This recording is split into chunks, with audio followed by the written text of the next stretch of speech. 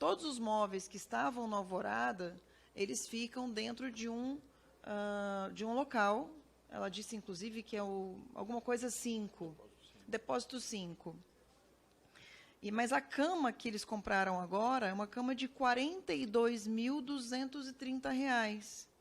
Um outro sofá que é elétrico, de 2 lugares, custou mais caro que o de 3 lugares. Custou 30... Não, desculpa, o de 3 lugares custou 65 mil. É tão fora da minha realidade que a gente confunde. Então, o de 3 lugares foi 65 mil e algo, e o de 2 lugares foi 31.690.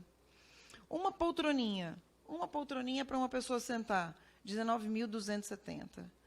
Esse tipo de gasto, o TCU vai fazer alguma coisa? É natural que o presidente tenha esse sem limite para gastar de móveis, sendo que existem móveis que podem ser reformados. Por exemplo, os móveis que eles compraram aqui, os sofás, parece ser de corino ou couro. Eles poderiam, por exemplo, reformar os sofás anteriores, é o que qualquer família humilde faz. E ele se colocou durante toda a campanha como sendo uma pessoa do povo, né? Uma pessoa que é humilde.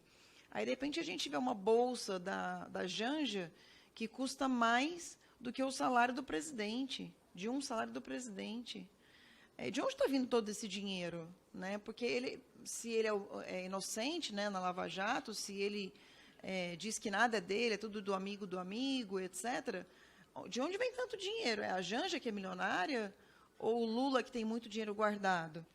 Eu acho que tudo isso tem que ser explicado, mas principalmente, não só o passado, como daqui para frente não continuar fazendo esse tipo de balbúrdia com dinheiro público, né, com dinheiro do consumidor. Enquanto o Lula, da campanha, dizia que uma pessoa da classe média não podia ter mais de uma televisão em casa e que o carro podia ser um carro simples, esse Lula não é o mesmo Lula que está lá na Alvorada, né? Porque se a gente for colocar aí uma televisão, ela custa... Um sofá dele, de 2 lugares, custaram 6 televisões. Né? Então, eu gostaria de saber se esse tipo de gasto vai começar a ser contido pela CGU e pelo TCU. E outra coisa, se são gastos passíveis de impeachment também. Obrigada. Passo a palavra ao representante do Tribunal de Contas, mas para esclarecimento, o nosso tema da audiência pública foi proposto pelo projeto de lei que apresentamos, até porque não dá para você discutir um problema que tem desde 2003, conforme mencionado, de gastos diversos, no meu entendimento, e a gente propôs um projeto de lei para que pudesse criar um regramento e melhorar o gasto com recurso público e a gente dar mais transparência, né, aos gastos públicos. Então, não dá para fazer menção se o sofá custa 5, se o sofá custa 10 ou se custa 20, porque o sofá passa a ser patrimônio da Presidência da República e vai estar lá para o presidente que chegar, né, e não ter esse desconforto de o presidente Bolsonaro, na hora H, dormir na mesma cama que o Lula dormiu, a Michele, como você falou, depois ter que trazer outra cama, e aí a Presidência da República tem que ter essas trocas, tem que ter mesmo patrimônio para trocar. Então, não faço defesa de nenhum presidente, mas sim de um gasto consciente, e tem meu apoio, Áureo. De um gasto correto, claro, objetivo, porque cabe à Casa Legislativa a ter uma legislação para que possa combater qualquer abuso com dinheiro público. Passo ao Tribunal de Contas da União, o senhor Wesley Weicha. Essa é a minha primeira pergunta. Segundo, percebo o esforço da Fazenda em buscar receita e equilibrar as contas públicas. Todavia, não se pode perder de vista nenhuma despesa. Em pesquisa no site da Transparência, encontramos gastos de mais de R$ 8 mil em sorvete e mais de 300 mil em padaria, durante o governo anterior. Por isso, no projeto que eu apresentei, proponho um mecanismo de contestação desses valores para aumentar o controle social. Pergunta que eu faço. Há um plano de diminuição da quantidade de cartões, de redução dos gastos e de responsabilização daqueles que fizeram uso indevido? Terceira. Notícia do UOL, em janeiro de 2023, trouxe que os gastos com os cartões nos 4 anos do governo Bolsonaro foi de pouco mais de 75 milhões. A agência, fiquem sabendo, no entanto, havia solicitado via LAI as mesmas informações e recebeu uma planilha com os gastos discriminados no total de 26 milhões. Os dados dessa planilha foram amplamente divulgados e acredito que seja de conhecimento dos senhores. Essa mesma planilha mostrou despesas desproporcionais, além das despesas que já mencionei com sorvete e padaria. Foram 10 milhões e meio em hotéis, 73 mil em um posto de combustível em um único dia e mais 62 mil em uma panificadora em São Francisco do Sul, Santa Catarina, também no único dia. Afinal, que tipo de gasto pode ser feito com o cartão corporativo e o que justifica esse tipo de despesa?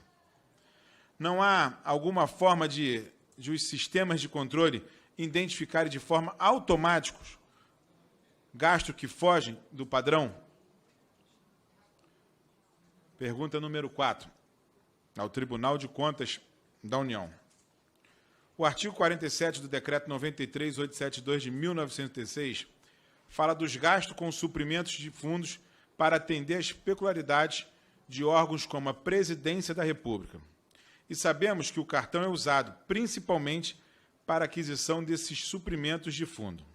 Pergunta: o que seriam essas peculiaridades da Presidência da República? Despesas de caráter sigiloso? 8 mil de sorvete e 362 mil em padaria tem caráter sigiloso?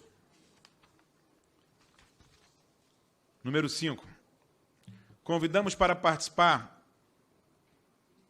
e essa pergunta fica a CGU, convidamos para participar desse debate o Ministério do Planejamento, porém não enviaram representante, alegando não possuir área técnica para o tema. O estranho é que há portarias emitidas pelo Ministério ainda em vigor, como a Portaria 41 de 2005, em cumprimento ao Decreto 5355 de 2005, que diz no artigo 7º, o Ministério do Planejamento, Orçamento e Gestão poderá expedir normas complementares para o cumprimento do disposto neste decreto.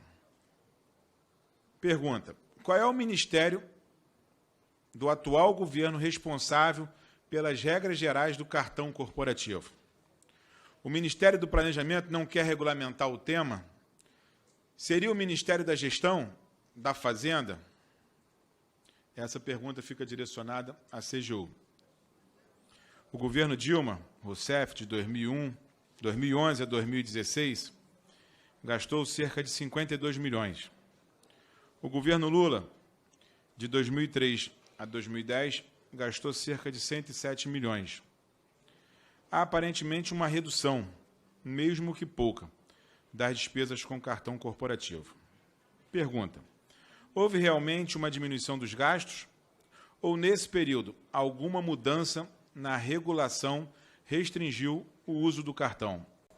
Cartão corporativo. A presente reunião tem amparo na aprovação do requerimento número 2 de 2023, de minha autoria. Convido neste momento para compor a mesa pelo ambiente virtual o senhor Wesley Vaz, chefe da Auditoria Especializada em Governança e Inovação do Tribunal de Contas da União. O senhor Ricardo Alvarenga, diretor da Auditoria Especializada em Governança e Inovação do Tribunal de Contas da União. O senhor Gustavo Roriz, diretor de Auditoria, Governança e Gestão da CGU. Foi convidado ainda o Ministério do Planejamento e Orçamento, mas não indicaram representante. Contudo, enviaram à assessoria da comissão a seguinte justificativa. Passo ela disponível para todos os parlamentares que quiserem justificativa. O tempo reservado para os convidados é de 10 minutos, prorrogáveis se for necessário, não podendo haver a parte. Cada deputado inscrito para interpelar poderá fazer por 3 minutos, de preferência ao autor do requerimento. Os convidados interpelados terão igual tempo para responder, facultadas as réplicas e as tréplicas no mesmo prazo.